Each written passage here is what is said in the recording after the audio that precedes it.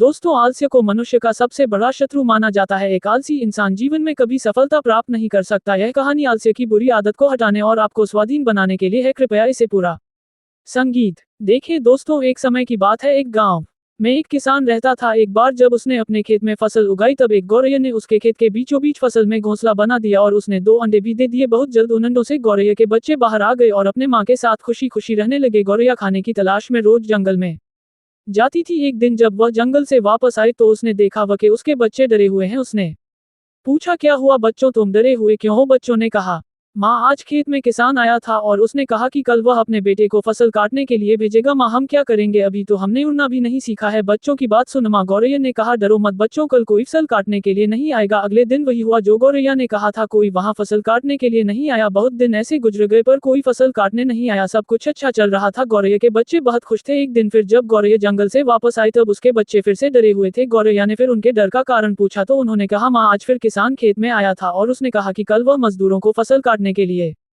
भेजेगा। ये सुनने के बाद गौर दोबारा से कहती है, डरो मत बच्चों, कल कोई फसल काटने के लिए नहीं आएगा। अगले दिन वही हुआ जो गौरैया ने कहा था। कोई वहां फसल काटने के लिए नहीं आया। एक दिन फिर जब गौरैया जंगल से वापस आई तब उसके बच्चों ने कहा, माँ, आज किसान फिर खेत में आया था। वह फिर फसल काटने की बात कर रहा था, पर हमें पता है कि कोई फसल काटने के लिए नहीं आने वाला है।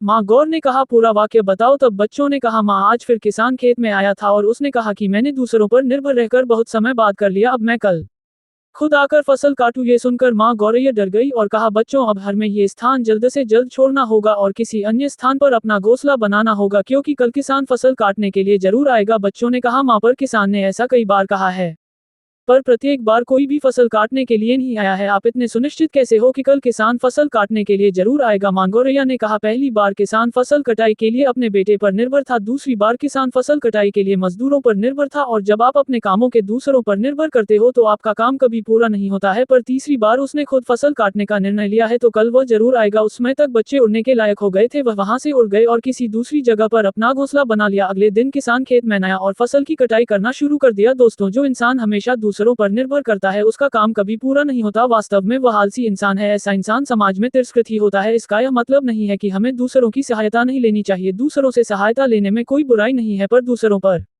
निर्भर हो जाना ये गलत है। यदि आप अपने काम को अच्छी तरह और निश्चित समय अंतराल में पूर्ण करना चाहते हैं तो उचित रहेगा कि उसे आप स्वयं ही करें। अपना काम स्वयं करने की आदत आपको स्वाभिमानी बनाती है और एक स्वाभिमानी व्यक्ति का सम्मान पूरा समाज करता है। आपको सकारात्मक बनाए रखने की मेरी इस कोशिश को लाइक करें और हमारे चैनल को सब्सक्राइब करें। धन्यवाद।